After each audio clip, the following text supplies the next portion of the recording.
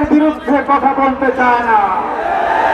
পরিষ্কার বক্তব্য, ফ্যাসিবাদকে ফ্যাসিবাদ বলতে নারাজ তাদেরকে বাংলাদেশে রাজনীতি করতে আমরা দেখতে চাই না।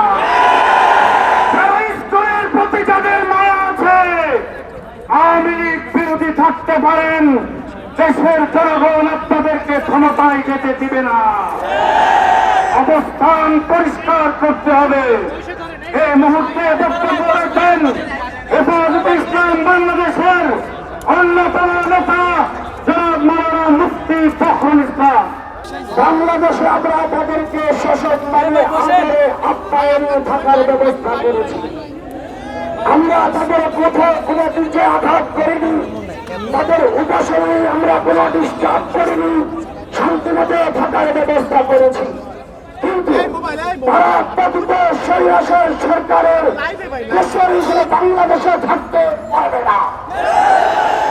স্পষ্ট ভাষায় বলব, অধ্যাপক হিরণ সাহেব আপনি সন্ত্রাসী ছাত্রলীগকে নিষিদ্ধ করতে পেরেছেন। যদি সন্ত্রাসী স্থানকে নিষিদ্ধ করতে না পারেন, আমরা আপনাকে বলতে চাই বাংলাদেশের ওলামায়ে কেরাম ঘরে বসে থাকবে না। প্রয়োজনে আল্লামা জুনায়েদ আল হাবিব, আল্লামা মাহমুদের নেতৃত্বে আমরা ইসলামকে নিষিদ্ধের দাবিতে আরেকবার সপ্তাহ চত্বর কায়েম করবো।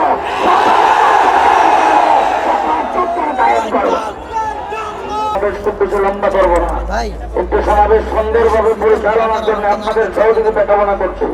যারা উপরে আছেন একটু ডাইনে বামে আপনার রোডের দিকে যান। স্বেচ্ছাসেবক ভাইদেরকে অনুরোধ করছি, অন্তত সামনের একটা লাইন বন্ধ করে দিতে হবে।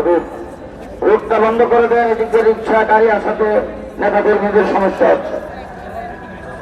এই মুহূর্তে বক্তব্য রাখবেন বাংলাদেশের যুগ্ম মহাসচিব মৌলানা ফজলুল করিম খাওয়াসেমি।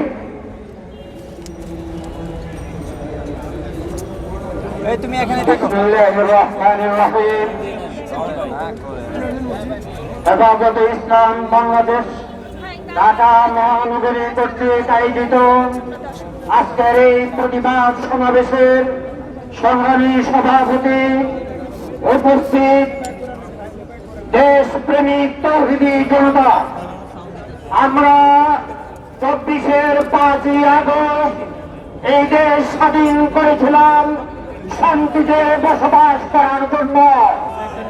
আমরা লক্ষ্য করছি সেই ফ্যাসিস্ট হাসিনা সরকারের প্রেতাত্মারা বিভিন্নভাবে দেশকে অস্থির করার ষড়যন্ত্রে লিপ্ত রয়েছে।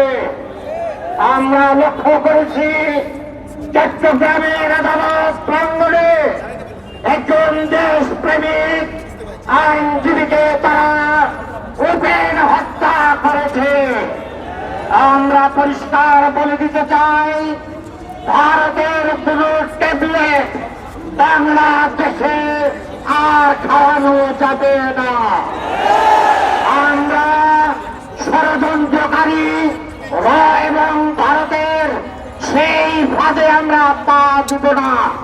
কিন্তু পরিষ্কার বলতে চাই, এই হত্যাকাণ্ড এবং ষড়যন্ত্রের সাথে যারা জড়িত, প্রধান উপদেষ্টাকে লক্ষ্য করে বলতে চাই, অনতিবিলম্বে গ্রেফতার করে কঠিন শাস্তির সম্মুখীন করতে হবে। শুধু তাই নয়, বাংলাদেশের আনাতে কানাতে যারা যেভাবে ষড়যন্ত্রে লিপ্ত রয়েছে, সকল ষড়যন্ত্রকারীদেরকে আইনের আওতায় এনে কঠিন শাস্তির সম্মুখীন করতে হবে।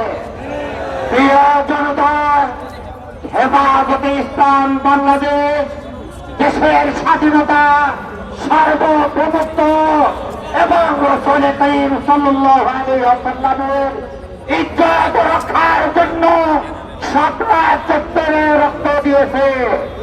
যদি প্রয়োজন হয় দেশের স্বাধীনতা রক্ষার জন্য আবারও রক্ত দেওয়ার জন্য আমরা প্রস্তুত রয়েছি।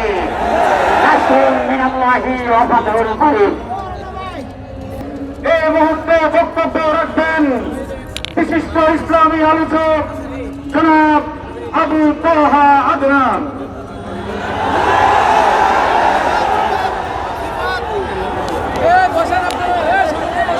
সামনে বসেন, মাইক্রোফোন ধরেন ভাই।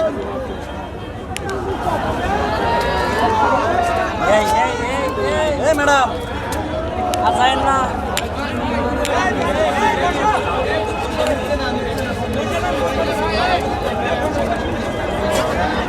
আসসালামু আলাইকুম ওয়া রাহমাতুল্লাহ। ইন্নাল হামদুলিল্লাহ নাহমাদুহু ওয়া নুসাল্লি আলা রাসূলিহিল কারীম আম্মা বা'দ। أعوذ بالله من الشيطان الرجيم بسم الله الرحمن الرحيم رب اشرح لي صدري ويسر لي أمري واحلل عقدة من لساني يفقهوا قولي। সম্মানিত উপস্থিতি, আপনারা সকলে অবগত আছেন আর্থিক উদ্দেশ্যে আমরা এখানে একত্রিত হয়েছি। আমরা কখনোই বাংলাদেশের সাম্প্রদায়িক সম্প্রীতির বিরুদ্ধে নই, কিন্তু বাংলাদেশের 90% মুসলিম রাষ্ট্রের মধ্যে যখন দিনে দুপুরে আমাদের একজন মুসলিম ভাইকে